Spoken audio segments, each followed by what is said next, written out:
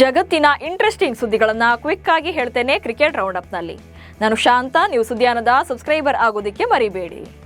ನಡಿ D clerk ಅವರ ಮಾರಕ ಬೌಲಿಂಗ್ ಹಾಗೆ ಗ್ರೇಸ್ ಹ್ಯಾರಿಸ್ ಮತ್ತು ಸ್ಮೃತಿ ಮಂದಾನ ಅವರ ಅರ್ಧ ಶತಕಗಳ ಬಲದಿಂದ ಆರ್ಸಿಬಿ ತಂಡ ಯುಪಿ ವಾರಿಯರ್ಸ್ ವಿರುದ್ಧ 8 ವಿಕೆಟ್ಗಳ ಭರ್ಜರಿ ಗೆಲುವನ್ನು ದಾಖಲಿಸಿದೆ. ಈ ಮೂಲಕ 2026ರ WPL ಟೂರ್ನಿಯಲ್ಲಿ ಸ್ಮೃತಿ ಮಂದಾನ ನಾಯಕತ್ವದ ಮಹಿಳಾ ತಂಡ ಪಾಯಿಂಟ್ಸ್ ಟೇಬಲ್ನಲ್ಲಿ ಅಗ್ರ ಸ್ಥಾನವನ್ನು ಖಚಿತಪಡಿಸಿಕೊಂಡು ಫೈನಲ್ಗೆ ಲಗ್ಗೆ ಇಟ್ಟಿದೆ.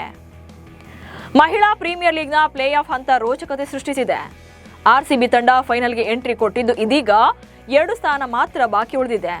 ಲೀಗ್ ಹಂತದಲ್ಲಿ ಕೇವಲ 2 ಪಂದ್ಯಗಳು ಉಳಿದಿದ್ದು ಈ 2 ಪಂದ್ಯಗಳು ಉಳಿದ ತಂಡಗಳ ಭವಿಷ್ಯವನ್ನು ನಿರ್ಧಾರ ಮಾಡುತ್ತೆ.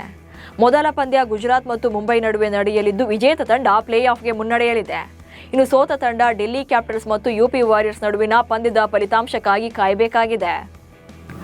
ರಾಯಲ್ ಚಾಲೆಂಜರ್ಸ್ ಬೆಂಗಳೂರು ತಂಡದ ಆಟಗಾರ್ತಿ ಶ್ರೇಯಾಂಕ ಪಾಟೀಲ್ ನಾ ಡ್ರೈವರ ಹಾಡಿಗೆ ಡ್ಯಾನ್ಸ್ ಮಾಡಿದ್ದಾರೆ. ಆರ್ಸಿಬಿ ಇನ್ಸೈಡರ್ ಶೋನಲ್ಲಿ ಮಿಸ್ಟರ್ ನಾಕ್ಸ್ ಜೊತೆಗೆ ಶ್ರೇಯಾಂಕ ಹೆಜ್ಜೆ ಹಾಕಿದ್ದಾರೆ. ರೋಲರ್ ಮೇಲೆ ಕುಳಿತು ಇಬ್ಬರು ಕೂಡ ಡ್ಯಾನ್ಸ್ ಮಾಡಿದ ವಿಡಿಯೋವನ್ನು ಆರ್ಸಿಬಿ ಹಂಚಿಕೊಂಡಿದೆ.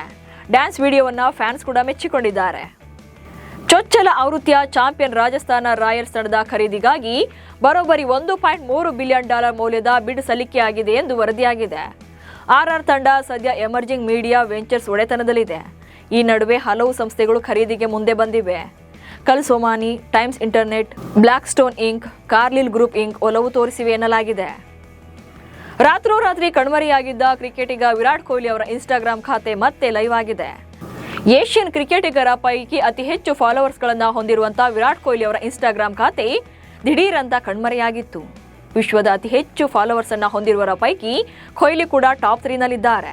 ನಿನ್ನೆ ರಾತ್ರಿ ಯಾರಿಗೂ ಕೂಡ ಕಾಣಿಸ್ತಾ ಇರಲಿಲ್ಲ. ಇದರಿಂದ ಅಭಿಮಾನಿಗಳು ಗಾಬರಿಯಾಗಿ ಹಲವು ಪ್ರಶ್ನೆಗಳನ್ನು ಸೋಷಿಯಲ್ ಮೀಡಿಯಾ ಮೂಲಕ ಕೇಳಿದರು. ಸದ್ಯ ಈಗ ಮತ್ತೆ ವಿರಾಟ್ ಕೊಹ್ಲಿ ಅವರ ಅಕೌಂಟ್ ಕಾಣಿಸ್ತಾ ಇದೆ. ಫ್ಯಾನ್ಸ್ ಕೂಡ ಖುಷಿಯಾಗಿದ್ದಾರೆ. ನ್ಯೂಜಿಲೆಂಡ್ ವಿರುದ್ಧ ಸತತ ಬ್ಯಾಟಿಂಗ್ ವೈಫಲ್ಯ ಅನುಭವಿಸಿದಂತಹ ಭಾರತ ತಂಡದ wicket keeper batsman Sanju Samson ಅವರನ್ನ ಹಿರಿಯ ಸ್ಪಿನ್ನರ್ ಯುಜ್ವೇಂದ್ರ ಚಹಲ್ ಟೀಕಿಸಿದ್ದಾರೆ. ನಾನು 1 ಅಥವಾ 2 ಪಂದ್ಯಗಳಲ್ಲಿ ವೈಫಲ್ಯವನ್ನು ಒಪ್ಪಿಕೊಳ್ಳಬಲ್ಲೆ, ಆದರೆ 3 ಅಥವಾ 4 ಪಂದ್ಯಗಳಲ್ಲಿ ಅಲ್ಲ. ಅವಕಾಶಗಳು ಸಿಕ್ಕವು, ಆದರೆ ಅವುಗಳನ್ನು ಸದುಪಯೋಗಪಡಿಸಿಕೊಳ್ಳಲು ಸಾಧ್ಯವಾಗಲಿಲ್ಲ ಎಂದು ತಮ್ಮ ಅಸಮಾಧಾನ ತೋರಿಸಿದ್ದಾರೆ. ಭಾರತ ನ್ಯೂಜಿಲೆಂಡ್ T20 ಸರಣಿಯ ಅಂತಿಮ ಪಂದ್ಯದಲ್ಲಿ ತಮ್ಮನ್ನು ತಾವು ಸಮರ್ಥನೆ ಮಾಡಿಕೊಳ್ಳುವುದಕ್ಕೆ ಸಂಜುಗೆ ಕೊನೆಯ ಅವಕಾಶ. ಈ ಸರಣಿಯಲ್ಲಿ ನಿರಾಶಾದಾಯಕ ಪ್ರದರ್ಶನ ನೀಡಿರುವಂತಹ ಸಂಜುಗೆ ಫಾರ್ಮ್ ಕಂಡುಕೊಳ್ಳಲು 5ನೇ ಪಂದ್ಯ ಕೊನೆಯ ಅವಕಾಶ. ತಮ್ಮ ತವರಾದ ತಿರುವನಂತಪುರಂದಲ್ಲಿ ನಡೆಯಲಿರುವಂತಹ ಈ ಪಂದ್ಯದಲ್ಲಿ ಉತ್ತಮ ಇನ್ನಿಂಗ್ಸ್ ಅನ್ನು ಆಡಿ ಮುಂಬರುವಂತಹ ವಿಶ್ವಕಪ್ಗೆ ತಮ್ಮ ಸ್ಥಾನವನ್ನು ಭದ್ರಪಡಿಸಿಕೊಳ್ಳಬೇಕಿದೆ. ಪಲಾಶ್ ಮುಚ್ಚಲ್ ಹಾಗೆ ಸ್ಮೃತಿ ಮಂದಾನ ನಡುವಿನ ವಿವಾಹ ಮುರಿದು ಬಿದ್ದ ನಂತರ ಗಾಯಕ ಪಲಾಶ್ ಮುಚ್ಚಲ್ ಗ್ರಹಚಾರ ಸಂಪೂರ್ಣವಾಗಿ ಕೆಟ್ಟಿದೆ. ಪಲಾಶ್ ಮುಚ್ಚಲ್ ವಾಕಿಂಗ್ ಸ್ಟೈಲ್ ಕೂಡ ಇತ್ತೀಚೆಗೆ ನೆಟ್ಟಿಗರಿಂದ ಸಕ್ಕ ಟ್ರೋಲ್ ಆಗ್ತಾ ಇದೆ. ಸ್ಮೃತಿ ಮಂದಾನಗೆ ಮೋಸ ಮಾಡಿದ ಪಲಾಶ್ಗೆ ಸರಿಯಾಗಿ ನಡೆಯೋದಕ್ಕೂ ಕೂಡ ಆಗ್ತಾ ಇಲ್ಲ ಅಂತ ಮಹಿಳಾ ಕ್ರಿಕೆಟಿಗರು ಪಲಾಶ್ಗೆ ಬಾರಿಸಿದ್ರ ಅಂತ ಕೆಲವರು ನೆಟ್ಟಿಗರು ಕಮೆಂಟ್ ಮಾಡಿದ್ದಾರೆ. ಪಾಕಿಸ್ತಾನ ಮತ್ತು ಆಸ್ಟ್ರೇಲಿಯಾ ನಡುವಿನ ಮೊದಲ T20 ಪಂದ್ಯದಲ್ಲಿ ಆತಿಥೇಯ ಪಾಕಿಸ್ತಾನ 27 ರನ್ಗಳಿಂದ ಗೆಲುವು ಸಾಧಿಸಿ ಸರಣಿಯಲ್ಲಿ ಲೀಡ್ ಪಡೆದಿದೆ. ಲಾಹೋರ್ನಲ್ಲಿ ನಡೆದ ಈ ಪಂದ್ಯದಲ್ಲಿ ಪಾಕಿಸ್ತಾನ 168 ರನ್ ಗಳಿಸಿ ಆಸ್ಟ್ರೇಲಿಯಾವನ್ನು 146 ರನ್ಗಳಿಗೆ ಕಟ್ಟಿಹಾಕಿದೆ.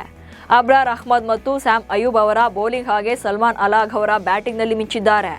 ಈ ಗೆಲುವು T20 ವಿಶ್ವಕಪ್ಗೆ ಪಾಕಿಸ್ತಾನದ ಆತ್ಮವಿಶ್ವಾಸವನ್ನು ಹೆಚ್ಚಿಸಿದೆ. ಶ್ರೀಲಂಕಾ ಲೀಗ್ ಮ್ಯಾಚ್ ಫಿಕ್ಸಿಂಗ್ ಪ್ರಕರಣದಲ್ಲಿ ಬಾಂಗ್ಲಾದೇಶದ ತಮೀಮ್ ರೆಹಮಾನ್ಗೆ 4 ವರ್ಷ ಜೈಲು ಹಾಗೆ 24 ಮಿಲಿಯನ್ ಶ್ರೀಲಂಕಾ ರೂಪಾಯಿ ದಂಡ ವಿಧಿಸಲಾಗಿದೆ. 5 ವರ್ಷಗಳ ಕಾಲ ಕ್ರಿಕೆಟ್ನಿಂದ ಅಮಾನತುಗೊಳಿಸಲಾಗಿದೆ. ಆಟಗಾರನೊಂದಿಗೆ ಬೆಟ್ಟಿಂಗ್ ಹಾಗೆ ಫಿಕ್ಸಿಂಗ್ ಚರ್ಚೆ ಒಪ್ಪಿಕೊಂಡಿದ್ದ ತಮೀಮ್ 2024ರಲ್ಲಿ ಕೊಲಂಬೋದಲ್ಲಿ ಅರೆಸ್ಟ್ ಆಗಿದ್ರು. ಇವಿಷ್ಟು ಕೂಡ ಇವತ್ತಿನ ಕ್ರಿಕೆಟ್ ರೌಂಡ್ ಸುದ್ದಿಗಳು. ನಮಸ್ಕಾರ.